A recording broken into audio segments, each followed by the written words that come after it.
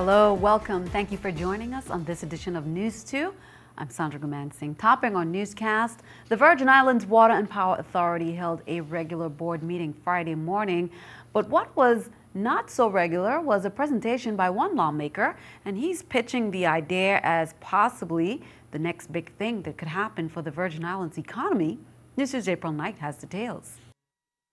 Tourism and rum currently make most of the territory's money, but one lawmaker says his idea could turn out to be a big economic deal. Senator-at-Large Armando Rocky Liebert came before the WAPA board Friday morning to convince them that bottled water production spells a great future for the Virgin Islands. Now is the best of times to go forward. One, we need a new revenue stream. That's number one. Two, if we look around the world, we see there are disasters left and right, and the first thing they call for is clean water. And three, there's so many places across the nation that are seeking water. The idea came to the senator 2 decades ago, and now he's trying to bring it to fruition. He says WAPA reverse osmosis facilities both on St. Thomas and St. Croix present great opportunities for producing bottled water without resorting to environmentally risky methods. A thing called fracking, a method that they use that they break rocks to go and find water down below. The fracking creates earthquake, it contaminates the aquifer. Liebert says he got a great response from the board, with whom he discussed the potential yield of a bottled water production business based in the territory. The profits going to doing that, to providing water to every home in the territory, thereby increasing WAPA's revenue base. And then on top of that, monies can go into our government coffers. And I expect to see positive things going forward. Reporting for News 2, I'm April Knight. The senator's presentation also notes that smaller labels actually take in the lion's share of profits in the purified bottled water industry. As we reported, newly appointed Acting Health Commissioner Juan Figueroa Seville has issued an island-wide health alert regarding an infection that affects mostly children. Impetigo usually appears as red sores on the face, especially around a child's nose and mouth. The sores burst and develop honey-colored crusts. Senator Kurt Ville said his office has received a lot of complaints in the Paradise area on St. Croix about contamination in the utility water lines. He is calling on DPNR and WAPA to figure out if that could be a contributing factor. He said one of the ways to stop the spread is to gently wash the affected area, but if the water is contaminated, it defeats the purpose. Meanwhile, Virgin Islands Water and Power Authority and its propane conversion contractor, Vital, received the first inventory of liquefied petroleum gas at the Estate Richmond terminal on Wednesday, signifying the 2-year project is edging one step closer to the finish line. Hodge said the day is historic as another significant milestone on the journey away from fuel oil and to the lower-priced propane to power St. Croix is witnessed. Over the next few days, Vital will final test and commission various components of the storage and propane delivery systems prior to introducing LPG to the generators for power production. In other news, Thursday night, hundreds of residents poured onto the streets of downtown St. Thomas to show their stand against domestic violence in the territory. Stop the Silence highlighted the victims of domestic violence as well as the survivors, but especially the need to make sure domestic violence does not happen in VI households. News2's April Knight has more. It was a night of courage and remembering. On Thursday, hundreds of residents came out in force for Stop the Silence, a march and candlelight vigil that shone the light on domestic violence. To bring awareness to persons who have lost their lives to domestic violence, and to also bring attention to persons who are currently in crisis and those who have been victorious in the area of domestic violence. The event is part of Domestic Violence Awareness Month, recognized every October. A parade began at 5:30 in the evening. Students from various schools on St. Thomas, as well as groups supporting the cause, paraded down waterfront to send a clear message: domestic violence has to stop. These shirts hung around Emancipation Garden with clear anti-domestic violence messages written on them. Domestic violence is something that is impacting our community daily. We want to tell the parents, mom, dad, grandparents, you have to do something to break the violence. That night, participants also focused on those who lost their lives to domestic violence, including women, men, and children. Candles were lit, and the names of victims were remembered. The unveiling of the names of victims is not purely for information, according to Family Resource Center Executive Director Vivian St. Just. It's to honor them, she said, and to draw attention to this persistent but silent plague in the community. We are doing this in memory of the victims of domestic violence. We have more than 300 names that we're remembering today. This is not to broadcast per se, but to bring attention to this scourge in our community and to honor those lives that were lost while we stay in the fight and the battle. Reporting for News 2, I'm April Knight. Meanwhile, on St. Croix, the Women's Coalition also led a walk against domestic violence. The streets were awash in purple as supporters of the cause made their sentiments known. We walk because every 9 seconds there's someone that's a victim of domestic violence, and we want to walk with them so that they know that they're not alone. At the Women's Coalition, we see over 5,000 victims every year that are due to domestic violence. We have rates of 500 restraining orders against people that have been hurt by their loved ones.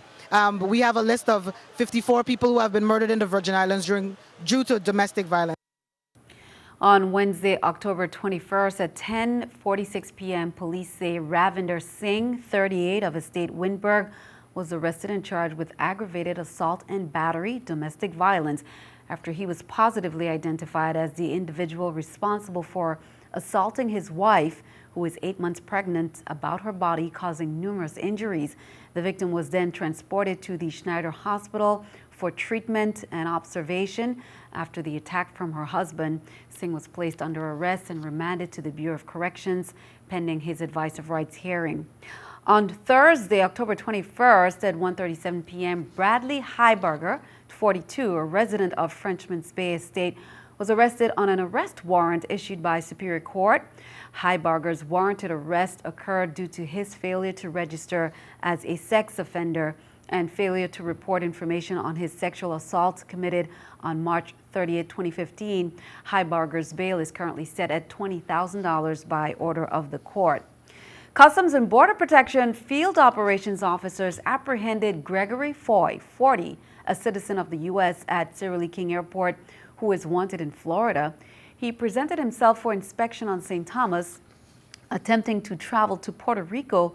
CBP inspection revealed that Foy is the subject of a felony warrant and is wanted by the Hillsborough County Sheriff's Office in Tampa, Florida, for a sex offender registration violation. On Thursday, October 21st at 1:45 p.m., Leonardo Pizarro Torres, a Puerto Rico citizen residing at Hospital Ground, was taken into custody on an arrest warrant issued by the Commonwealth of Puerto Rico General Court of Justice, Court of First Instance. Torres is being charged with 2 counts of first-degree murder and attempted murder for a previous crime committed in Vieques in August 2012. The arrest was a joint effort between the U.S. Marshal Service and the Virgin Islands Special Operations Bureau, St. Thomas. Torres was arrested and transported to Puerto Rico pending an advice of rights hearing. On Wednesday, October 21st at 3:58 p.m., Tashimo Scottliff, 33, of Content, was arrested and charged with mutilation and destruction of records other than public officers after he obtained a copy of his police records from the VIPD and altered it by deleting his criminal history, police say, and also copied and pasted other information onto his records. Scottliff attempted to seek employment with Pueblo Supermarket by presenting them with the altered copy. Keeping our eye on the economy, here's a look at the New York Stock Exchange with our Stock Market Watch. As we can see, everything up there. The Dow, 157, NASDAQ, 111, S&P 500, 22. Coming up on News 2, we continue National School Bus Safety Week, and Plaskett issues a statement on the administration's announcement to support bankruptcy protection for Puerto Rico. Plus, don't miss a howling, fun, tail-wagging good time is in store, and that's coming up. Information on Barktoberfest.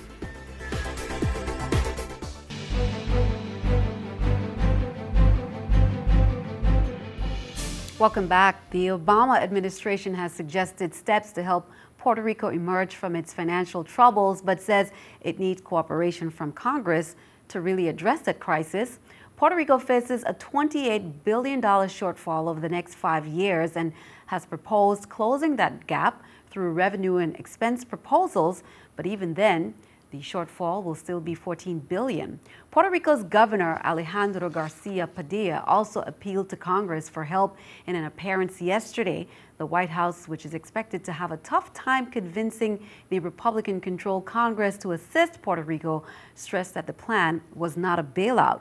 Meanwhile, Virgin Islands Congresswoman vows to ensure the territory is included in any assistance to Puerto Rico. Here's more from the delegate. I intend to make sure any assistance that may be discussed or proposed is sure to include the U.S. Virgin Islands. We have to understand that Puerto Rico, unlike the other territories, does not fall within the jurisdiction of Interior, but has a direct line of report into the White House. Hence, the White House's announcement of support to address Puerto Rico's issues singularly. That doesn't mean, however, that Puerto Rico's issues are unique. We may be smaller than our sister territory, Puerto Rico, but we face the same economic development challenges and have suffered even more during the Great Recession. The White House made recommendations for Puerto Rico's and has now put the issue squarely on the shoulders of Congress. I have long been stating that the obligation of Congress has to the territories, Puerto Rico, the Virgin Islands, and the other territories is real. And while the territories must create new revenues and greater fiscal accountability, the federal government must do its part. National School Bus Safety Week ended today. Many people question why there are no seatbelts on school buses. That was one of the issues. However, according to the National Highway Transportation Administration, school bus transportation is one of the safest forms of transportation in the United States. They're built specifically for safety, with or without the seat belt. They're built in such a way, they call it compartmentalization. So the seats are built like a little compartment. And if the students sit between those seats, they're basically fine because they're well padded. The seat belts are padded, seats are padded so that in the case of impact, they're cushioned. The St. Croix Federation of Teachers hosted its 36th annual Teach Conference today at the St. Croix Educational Complex and Career and Technical Education Center. Now, the acronym TEACH stands for Together Educating America's Children. This year's theme, Your Voice Matters. Education is the most powerful tool to change the world. The keynote speaker was Han Du, a student success coach, author, and competitor in NBC's hit show American Ninja. Teach Workshop slate is exclusive and offers high-quality professional development. Well, public schools on St. Croix were closed due to that conference, and be sure to mark this on your calendar. On St. Croix, classes will be dismissed at 1 p.m. on Tuesday, October 27th at all elementary schools, and at 1 p.m. on Thursday, October 29th at all secondary schools to accommodate job-related professional development training for teachers. Red Ribbon Week events will kick off starting this weekend. The Virgin Islands Housing Authority will hold the Red Ribbon Week Drug-Free Rally March Fun Day. That's on Saturday, October 24th. It will include the Village, Virgin Islands Partners in Recovery, the Boys and Girls Club, the VIPD Crime Prevention Bureau, and more at the Walter I.M. Hodge Housing Community from 1 to 5 p.m. The Virgin Islands Housing Authority on St. Thomas also have a poster contest from ages 3. There's different categories. Winners will be announced on October 29th during a ceremony that they'll have from 3:30 p.m. to 7:30 at the Tutu High Rise Community Center. The Office of Senator Kurt VLA and UVI will also hold on the October 26th on UVI, Albert Sheen Campus in St. Croix, and October 28th at Claude O'Marco Elementary School. They'll also have events. The primary focus is to encourage our youth to pursue education as a means to a life free of drugs and violence. In store will be presentations from the DEA, VIPD's K-9 unit, and McGruff, the crime dog. Senator Nelson says this Saturday, October 24th, the Peace Planning Group will be going to several public housing communities on the island from Christiansted to Frederiksted. The message of Give Peace a Chance will be promoted at each stop, in which their mission, they say, is to motivate the youth towards a more positive direction. They will be meeting at the Watergut Shanty for 11 o'clock a.m. Halloween is happening a little early for our furry friends over at Humane Society on St. Thomas, and here's a sample of what you would see on Sunday from 12:30 in the afternoon at the Humane Society campus. Dogs like these in festive Halloween costumes. We have a lot of, vendors, and there's going to be food and just a great fun time for the families to come out and meet, all the wonderful animals that we have for adoption, and, it'll be a great time. You can see they're all dressed up for Halloween. So for Oktoberfest, we invite you to bring your dogs out. There'll be a Halloween costume contest. So it'll be great fun for the family. Be sure to check it out, support the animals. Now stick around for weather. Hurricane Patricia, the strongest hurricane ever recorded, has weakened slightly as it barreled closer to Mexico's Pacific coast, decreasing to 190 miles per hour. Coming up, the latest on our local forecast. We'll be right back.